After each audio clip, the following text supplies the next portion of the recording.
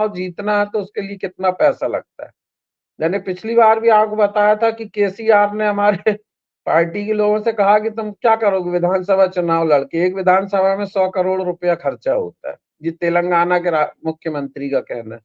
तो ये सिस्टम जो है जब तक रहेगा, हम लोग लाख सुधार की मांग और एडीआर वाले बेचारे इतनी मेहनत करते हैं, हर बार एक लिस्ट लेके आते हैं कि कितने अपराधी चुनाव में लड़ रहे हैं, कितने अपराधियों ने चुनाव जीत लिया, किसने झूठी जान, क्या हुआ एडीआर की इस मेहनत का कोई नतीजा निकला क्या? कोई नतीजा नहीं निकला। किसी का चुनाव निरस्त हुआ क्या? कोई नहीं निकला।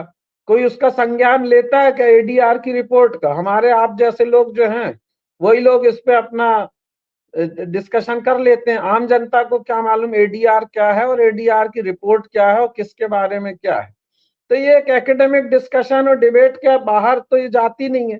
दूसरा, जैसे तैसे करके नोटा का प्रावधान लाया भी गया, तो उस नोटा के प्रावधान का मतलब क्या हुआ?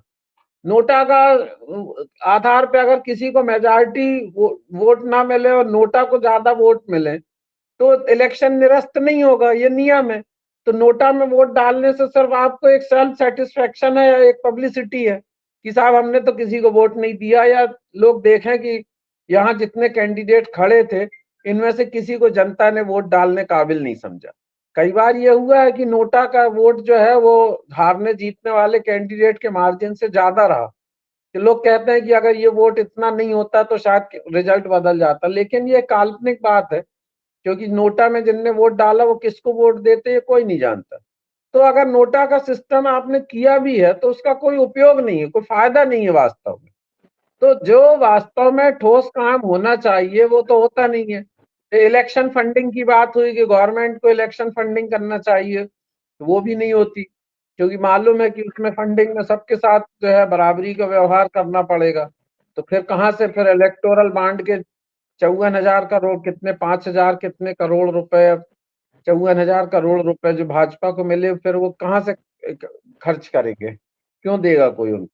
तो इसलिए मैं समझता हूँ कि ये जो चुनाव का पूरा सिस्टम और इसका जो कानून है ये पूरा कानून ही बोगस है और ये कभी भी डेमोक्रेसी को कभी भी मजबूत नहीं कर सकता, कभी भी इसको एनरिच नहीं कर सकता, कभी भी इसको और ताकत नहीं दे सकता, बल्कि धीरे धीरे ये एक घुन लगा एक वो है जिसको हम देखते रहे कि पेड़ ऊपर से हरा भरा है लेकिन इसका तना जो है वो पूरा खोखला हो चुका है। Thank you.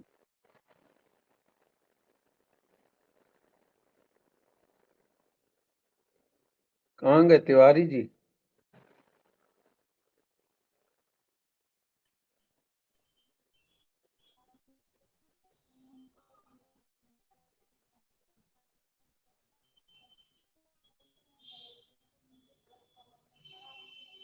तिवारी जी बोलिए।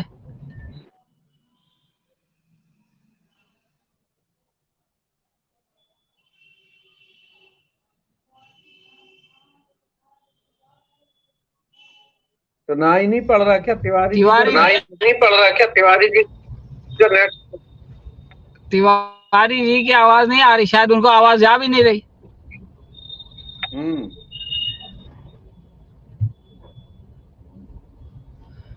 पर यार साहब आप ही आप प्रोग्राम को आगे बढ़ाइए।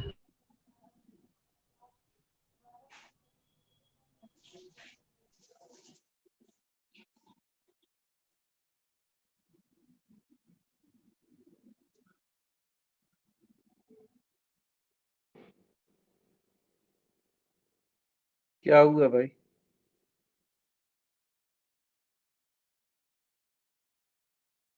तिवारी साहब का इंटरनेट कमजोर है। लाइट गोल हो गई हुई।